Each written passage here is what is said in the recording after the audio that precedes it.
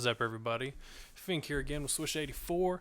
And, hey, man, I know that Titanfall just got done with their alpha testing, I'm sure. I would kind of want to get with you and see what do you think about the difference between their beta and alpha testing. I want to.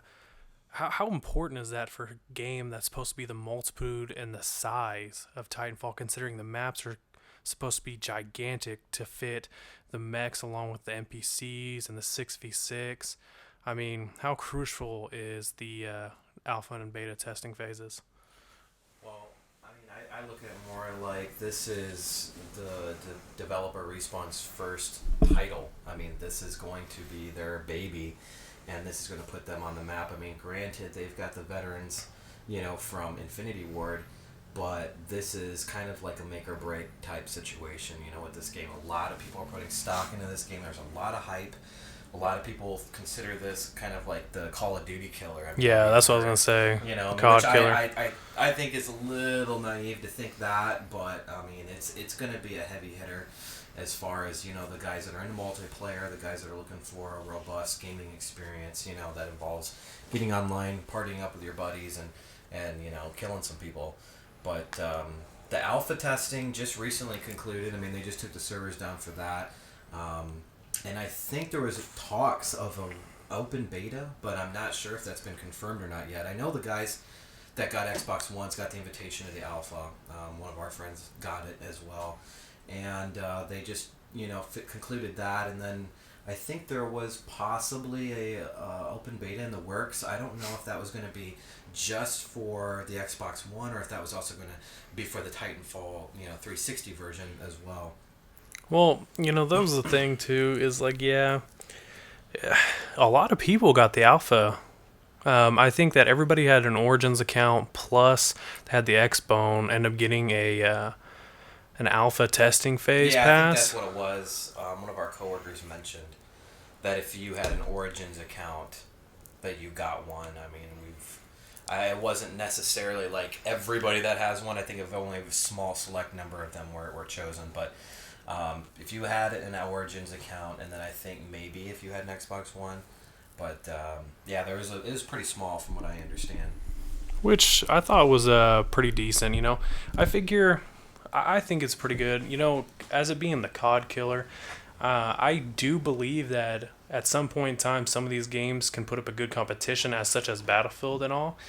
But as it being I mean, come on, let's be real about it. Not that Battlefield's being much competition right now. I mean, they've had a bevy of problems, with That's the true, multiplayer yeah. experience, and even with the campaign. I mean, people are losing saved game files, for their PS4 campaign, yeah. right now. And then we had the party system, which has always been crappy.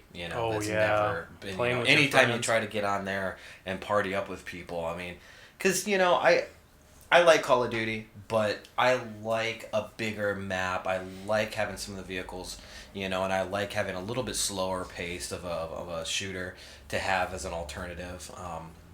But when you can't effectively get into a party and get on the same team as your friends, and you're constantly dropping in and dropping out, some guy gets thrown on the other team, or you're losing a guy in the party, he gets put in a different game. I mean, Different squad. yeah, and all you're about that to win the shit. game, and then boom, the server crashes. I mean, it's really frustrating. And I had a lot of those issues as well. Several friends of mine did with Battlefield 3, and it looks like they just continued on to Battlefield 4. The thing is I know how awesome it would be Battlefield. That's one thing they do have about dedicated servers. I know how awesome that sounds, but see the problems in the beginning. You see the stake it has. I mean, I know they have to have that level up and those things to go through, and the Right. hoops to go through to try to fix it.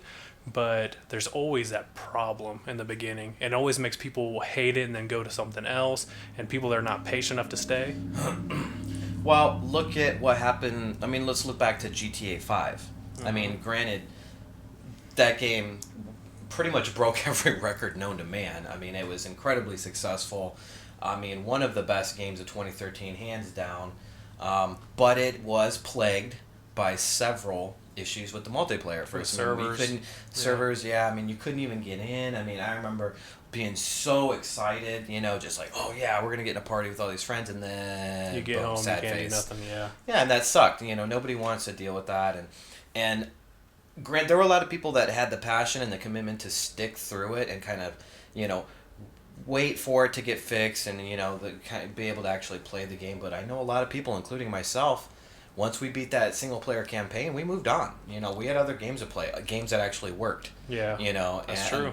And now I'm thinking about going back and picking it back up now that a lot of the issues have been taken care of, now that the heists are open, stuff like that, because it was a sucky experience to have. So, I have a lot of faith in the guys at Respawn as far as Titanfall goes. I think that, what we've seen as far as their work with starting the Call of Duty franchise, I mean, you can't sweep that under the rug. I mean, they have got to get credit where credit's due for that. Well, people were also saying though that because people did post shit on YouTube about Titanfall, their gameplay and everything, and they pretty much they automatically called it a Call of Duty just with mechs. I mean, that's what they posted as. But I know for a fact the movements aren't alike because you figure you're gonna be running run up inside of buildings and shit all like sorts. that. Yeah, I mean, I think people have gotten. I think they're trying to talk about like the camping.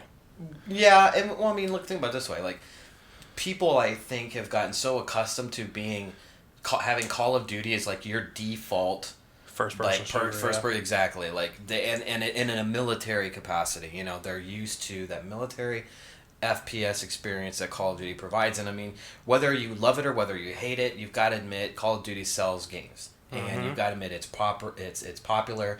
It has just some of the most dedicated fans out there. But to write off Titanfall as well, it's just Call of Duty with mechs, or it's Call of Duty with I think that's being a little dismissive. I mean, let's give it a chance first. I mean, because it's not like I didn't see gameplay footage. People were posting it just as fast as people were dropping it off YouTube and everything, and it looked just like any other FPS with mechs. It was one of the games. I went into E3 last year feeling a little uneasy after the Microsoft press conference, prior to E3, with the, focus being on the peripherals and being on the all-in-one and, the TV stuff. I mean, everybody was kind of like, what? And then when Microsoft came out at E3 and just knocked it out of the park with some of the gameplays, it was just game after game after game. And I think that they realized, whoa, we better remind people what our forte is. We better remind people that this is still a gaming console first and foremost. Well, the only thing that they were really trying to do that I took from it was the fact that they were trying to appeal to the other buyers that wouldn't have suggestively bought it just for the games, to provide more of that entertainment value for the other people. Yeah. Come to that too, Sony right now is also trying to push the new Vita Slim. And I know that it's supposed to conserve a little bit of battery life. It's supposed to be at a lower price margin. I know that they switched the screens out and everything. But I mean, I just bought my version of the Vita, which I love. I love. Awesome. Underrated handheld. I mean, it really is. It doesn't have the library of, like, say, the 3DS.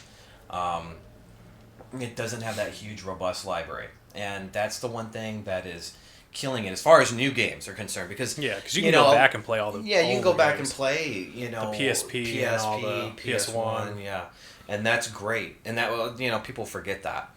But as far as new titles, like Vita titles and ports, there's not a whole lot of them. But, as far as the new Vita Slim goes, I think that people would probably be doing themselves a disservice by missing out on that 5-inch OLED display. I mean, that capacitive, OLED display that is just gorgeous. Well, I mean, damn, you look at your, you can look at comparison of the Vita screen compared to some of the games you play on the PS4 or even the PS3. Them graphics are up there with that screen. Well, I mean, you saw it when I put my Vita in your hands with Killzone. We're doing the remote play from my PS4. I mean, I was blown away. I mean, it was just like, wow. The wow factor was there, and I couldn't believe how well it represented the PS4's graphics, just through the remote. The graphics were really nice.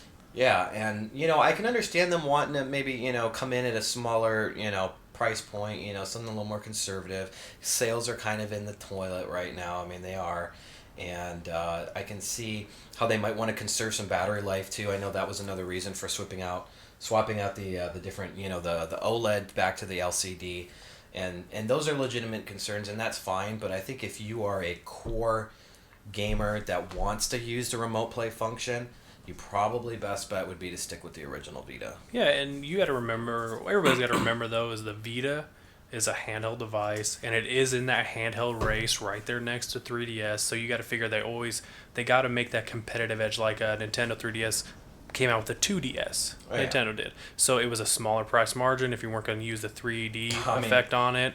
Yeah, and I can understand because it's hard to compete with Nintendo. There's been how many iterations of the DS now? I mean, it's just like it's like 10. It's just ridiculous. Game Boy and up.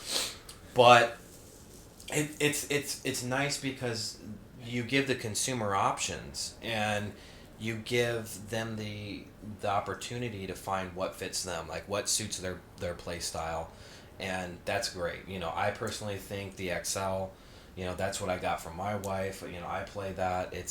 It's amazing. It's probably one of the best handhelds in the last several years. I mean, I do the same thing. I end up getting it for my wife, and she ends up playing. And you know what's funny, though, is the fact that everything making backwards compatible with the DS. I mean, I find her playing more of the DS games right than the 3DS. I mean, because you're finding and that is price great. value That as is well. cool. Yeah, that is cool to be able to go to GameStop or wherever, whoever's got a 10 and under bin of DS games. I mean, that's awesome to go back and I never played this, I never played that, but I've got this brand new 3DS XL that can play it. That's great, and that's one of the best things. The 2DS, a lot of people, there was a lot of concerns about I can't fold it, it's not very portable, blah blah blah. But I tell you, the one thing that I've learned is that it's great for kids. Parents that want to spend a little less money, they want something that isn't quite as fragile, that they're not worried about, getting busted up as much as something as nice as the Vita, getting that screen to crack off right in the middle where it folds or something. I've seen, We've probably seen them thing. go through stores like that where the screen and the bottom piece come in two separate hands. They're not even in the same hand because somehow they either sat on it and it broke, Yeah. some shit like that. But one of the things though, I did see that I've been seeing a lot of gameplay of Thief on how it's changed, because I know that when they were developing it, it was originally developed on the old gen, but now they're trying to port it over to the new gen with some new stuff like you figure how Tomb Raider was with the cinematics. Right. I hope that the gameplay, because I know you've seen some too. I hope the gameplay is going to be just as well as the reboot on the Tomb Raider, opposed to how Thief. I don't mind the cinematics. Mm-hmm. It's just how am I going to do the gameplay?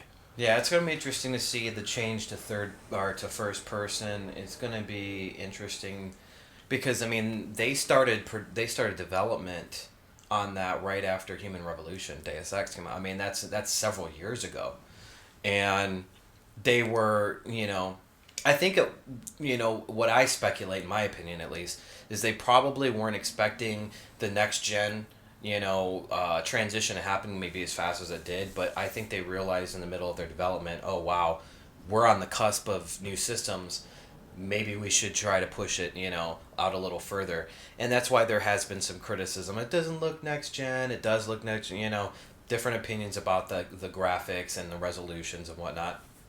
I'm honestly more concerned about the gameplay, and those things were kind of put to rest. I think it was IGN posted a video or just some dialogue about the options that you get to go through as far as like the gameplay, how you can make it more challenging, how you can customize it so that if you want to be sneaky, you want to treat it like a Metal Gear or a Splinter stealth Cell gameplay. Yeah, like a stealth gameplay.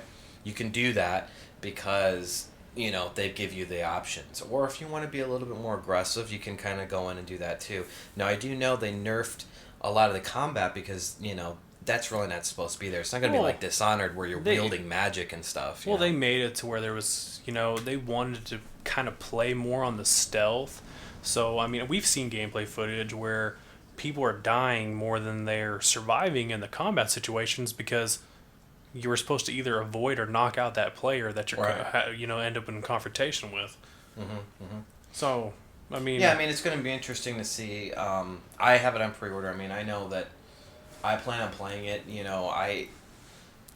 There's that line, that each gamer, has to decide whether they, how much they care about, the shiny glossy finish on stuff versus how much they play about a true gaming experience. Because, like, it's nice to have great graphics. It's nice to look next gen. I mean, games like Killzone Shadowfall. I mean, there's no denying that was one of the most attractive aspects of that video game and one of the highest selling points. But you also have to reconcile that with quality gameplay, good mechanics, a game that doesn't get in your way, that just feels natural, feels fluid. mm-hmm. So if they can pull those things off, I don't really think a whole lot of people are going to get too hung up on the graphics. That is one of the things that I did see on the gameplay that we're watching on Thief. Is it looked like the game mechanics were nice and fluid. You can dash forward and jump from areas and move pretty flawlessly to avoid people. And like you said, you had to draw that line. And like for me, I believe almost most games need that one playthrough just to say that you play through it. You can't really criticize a game unless you've actually played it and given it that small chance. Right. And I can understand that. I mean, there are a lot of people that might be apprehensive about dropping $60, and I can get that. So they rely on reviews. They rely on, written commentary. They hear this, they hear that. Which everything that's on the internet is true, didn't you know? But I mean, and there's obviously some concern. People don't want to blow a bunch of money and then be disappointed. So that's understandable. But I think that well, that's the one thing is like you said, everything on the internet, everybody has their own specific version or what their opinion, and you can watch all the videos you want about something, but until you actually get on there and play it and actually see it for yourself, it's all just speculation on what your experience may be like. Yeah, and it's going to take first-hand experience, to really judge something. Plus, I think we need to remember that we're in as far as the new consoles go, we're in their infancy. This is really early on. We all got high expectations. The people who have bought these new systems have high expectations, as they should. They spent a lot of hard-earned money on these consoles, so they should have high expectations, and the bar should definitely be raised. But we do need to remember how the graphics on the 360 or PS3 looked with their launch titles versus how they finished. How the last several games that have come out on those consoles look. I mean, there's no comparison. I mean, it's just a huge leap forward. So, we're only several months into this new console's life cycle. We've got to remember, what we see now is gonna be pale in comparison to what we see in a year or two. Yeah, in a year or two, we're gonna have 3 different versions of the Xbox One, 3 different versions of the PS4. Different hard drive sizes, customizable stuff. I mean, they're always going to keep limited editions. You figure the 360 dropped the red ring of death all the damn time when the first console popped out, the original arcade versions. Mm-hmm. And it took a while. It took those steps to stride on to get it to where it is now. And I've owned a few myself because of that shit. Yeah, absolutely. But I think we've all been there. We've all been that. You love a console, you stick with it, and you write it out. But it's. I think I'm hopeful. There's been a very small percentage of these new consoles that have actually screwed up, and the companies are doing a pretty good job of taking care of the consumer. Yeah, I know you're not waiting a few months now, so I mean it's been pretty good. But you got it, guys. Switch, man. Thanks for staying around again. Yeah, no problem. We'll make sure to hit up another one here pretty quick, guys. And as you know, I don't have an outro. So later.